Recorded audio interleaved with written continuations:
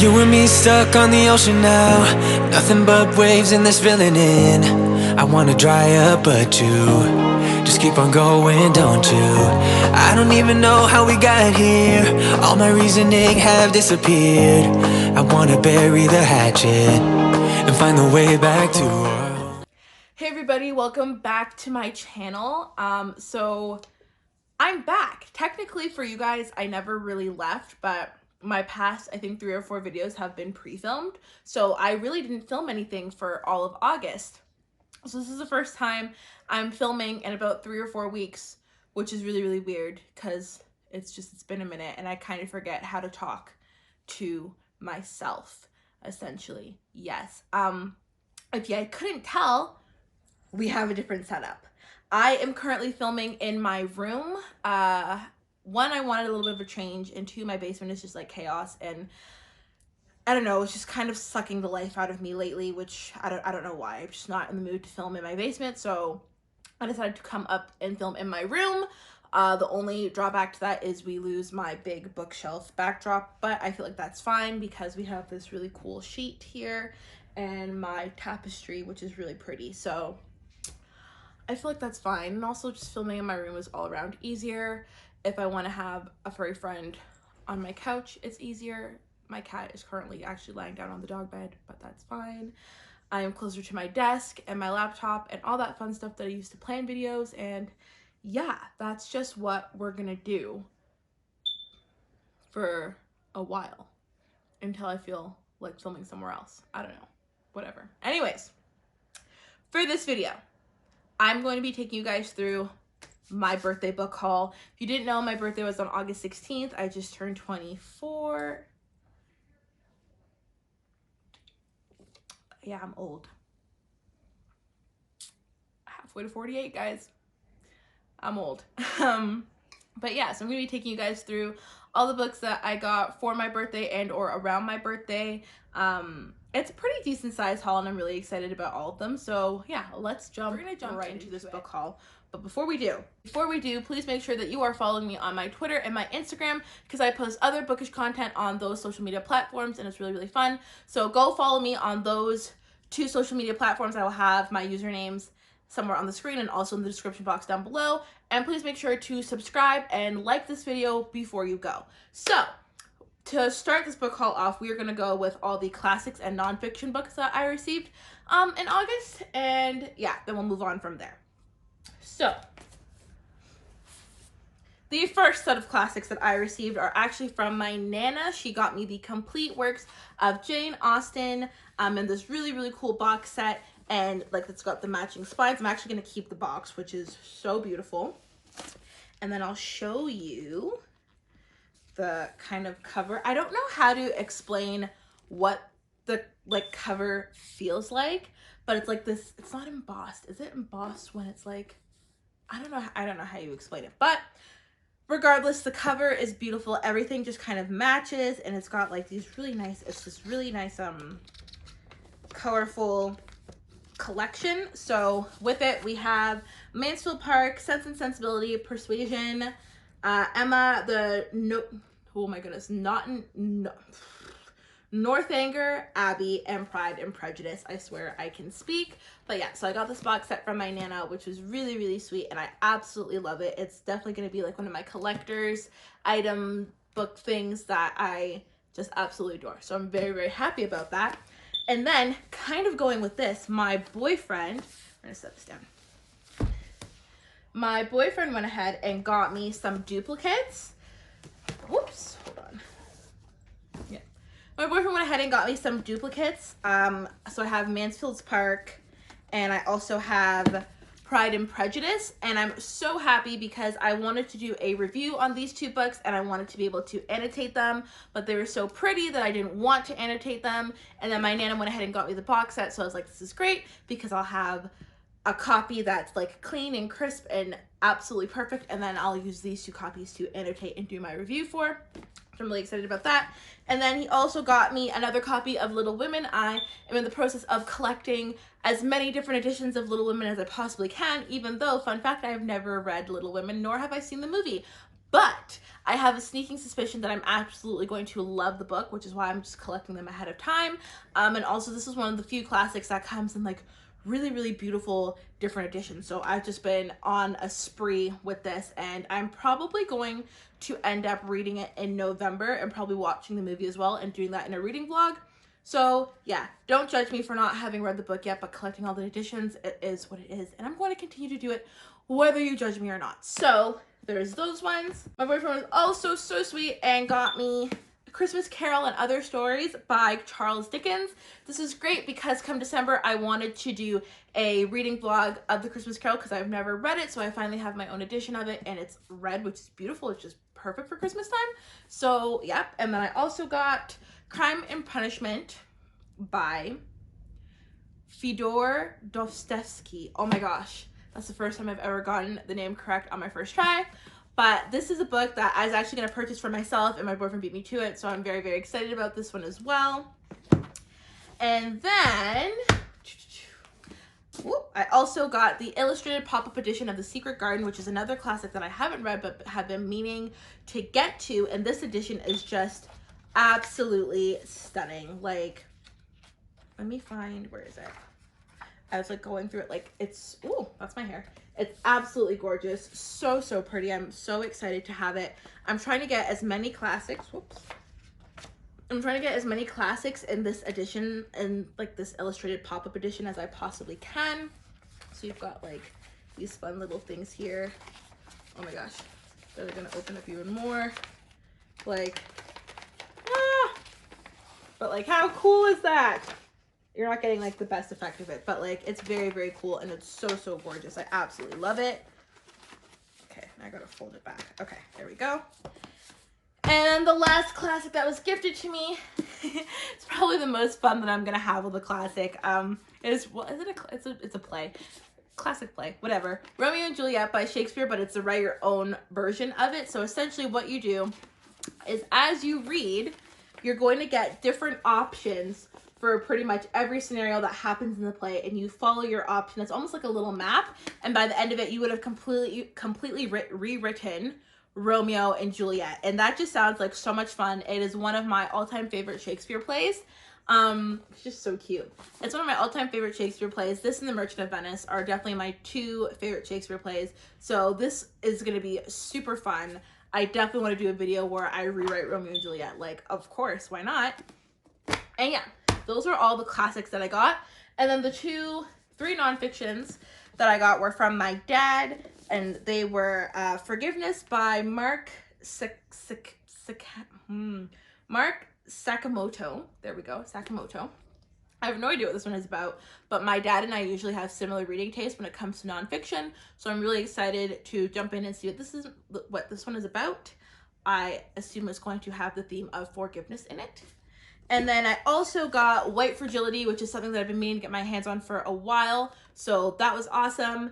And then I also got a second copy of The Skin We're In, which is great because, again, I wanted to do a reading review, a dual reading review for both of these books, and I now have a copy to annotate and kind of write in and make notes and stuff like that. And then I have another copy to just kind of keep crisp and clean that I can lend out to people if they're wanting to read it as well. I need to pick up another copy of White Fragility so I can also annotate that version of it too. But yeah, so these are the three nonfictions that I got.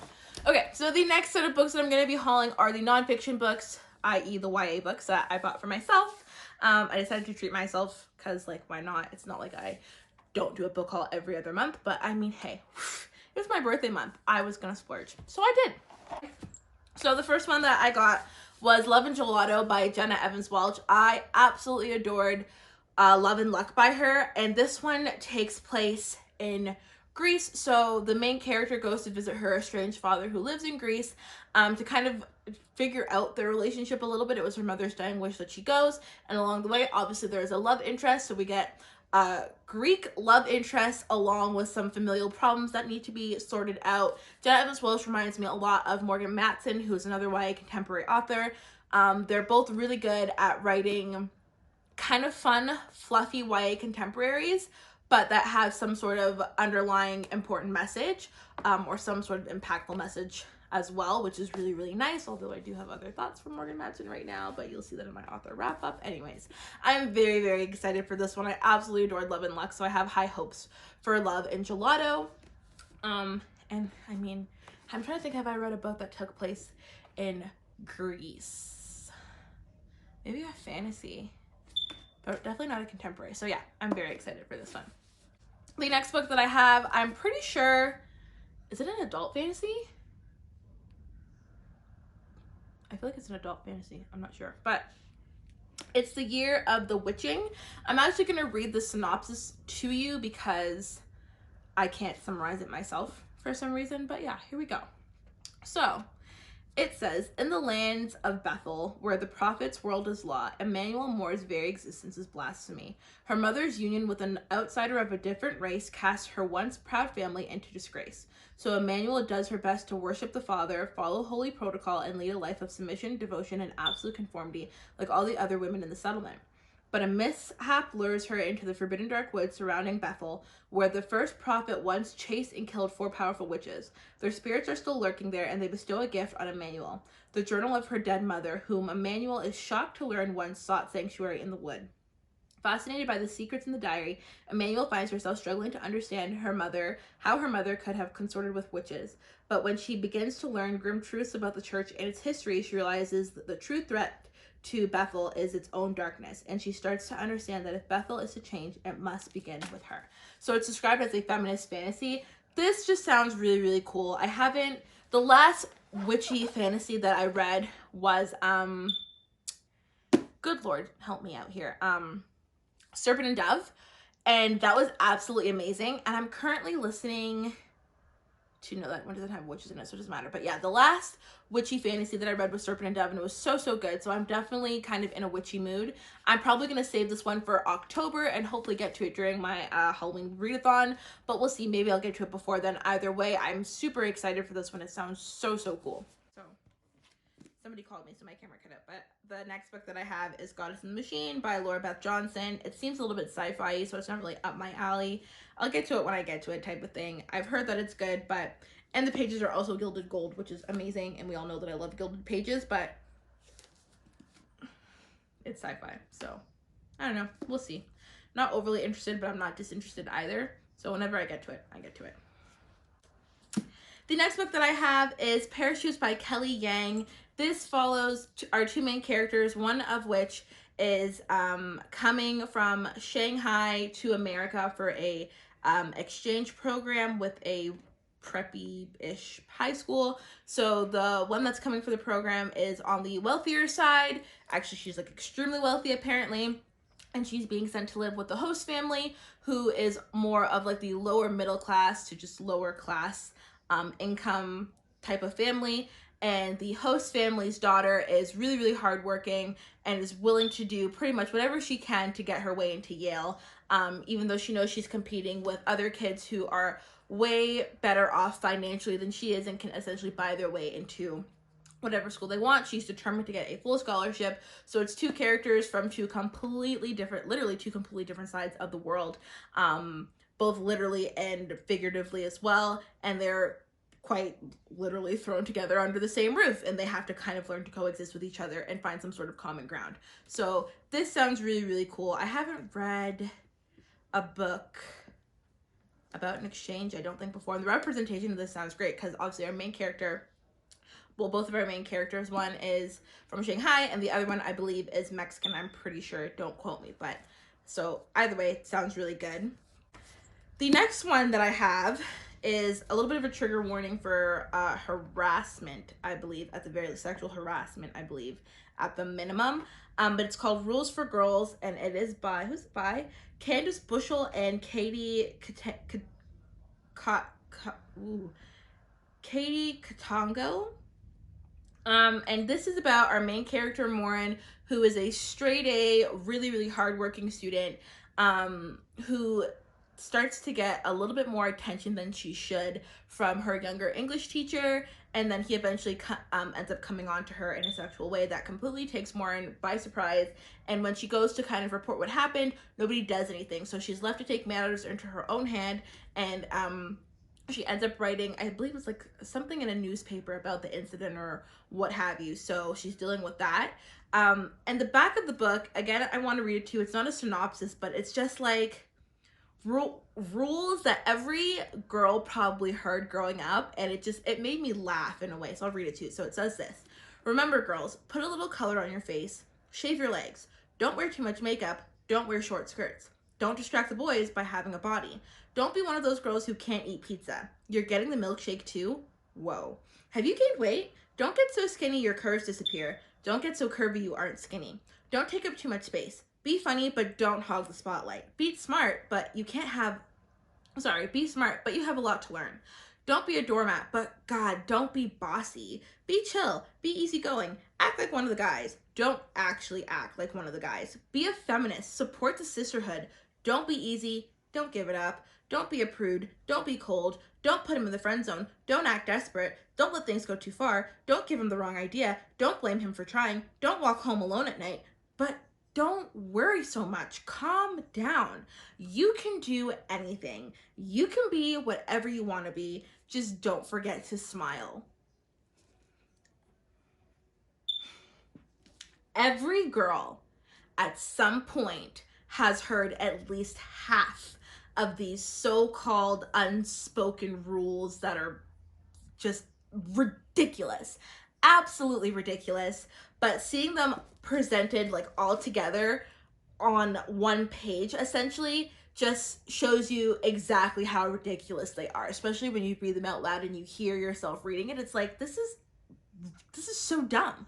Like, how is it that growing up we hear these things and conform to these things and just accept that as normal? So I'm so excited for this book. I feel like it's going to be absolutely amazing. The main character sounds very badass and like she's not about to take any nonsense. So I'm so incredibly excited for this book, and I have very high hopes for it. Next book that I have is another fantasy, and it is Sisters of Sword and Song by Rebecca Ross. And from what I gather, this is about oh, you guys aren't supposed to be seeing that. Sorry.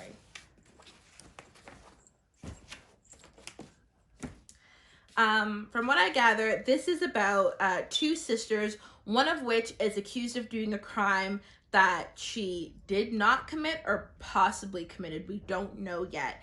And her punishment for said crime is to go and live and serve the royal family with whom she may or may not have committed the crime against. This gets back to her sister, who can't believe that her sister would have done anything to be sentenced to this type of punishment.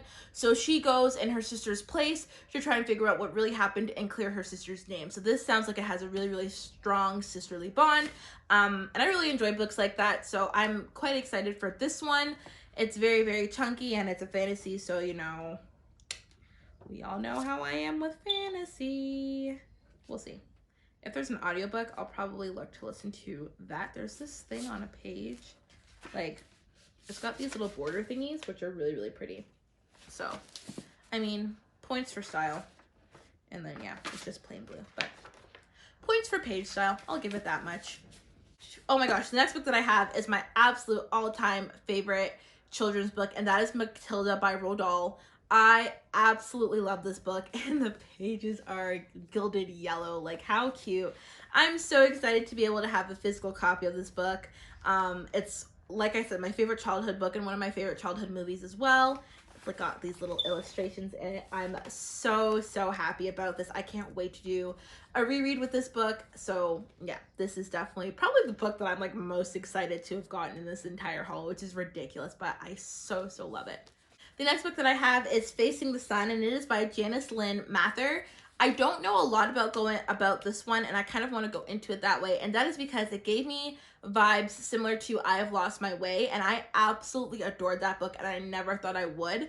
This book, instead of over the course of a day, this is over the course of a summer, where four friends kind of meet and their lives intertwine, and they have an impact on each of each other's lives in a way that nobody ever really thought that they could. So I'm really excited for that. I really enjoyed I Have Lost My Way, so I'm hoping that this kind of follows in that type of direction, but over a longer period, which will be nice because we get to hopefully see a little bit more outcome and a little bit more in-depth look into our characters' lives. So I will say the characters' names are Eve, Faith, Kiki, and Naya.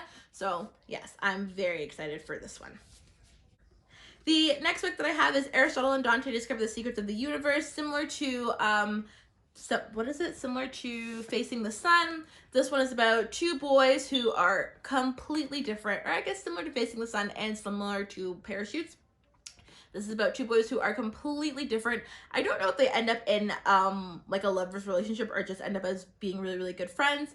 But over the course of, I have no idea how long, they get together and form some sort of a bond that just has a really, really impactful effect on both of their lives. We have one main character who's dealing with the incarceration of his brother, and then our other main character who just kind of has his head in the cloud and just kind of lives life and loves life for what it is. So you've got a little bit more of a rational and a little bit more of like a, I don't want to say fantastical, but more of like a fairy tale-esque type of character coming together and just impacting each other in ways that neither one thought that they could. So I'm very, very excited for this. It sounds like a quite a generic contemporary, but I've heard really amazing things about this book and I've had it be recommended to me countless times. So I'm definitely excited to be able to finally have my hands on a physical copy. So that is awesome. Ab is I'm Not Your Perfect Mexican Daughter by Elle.K. Sanchez.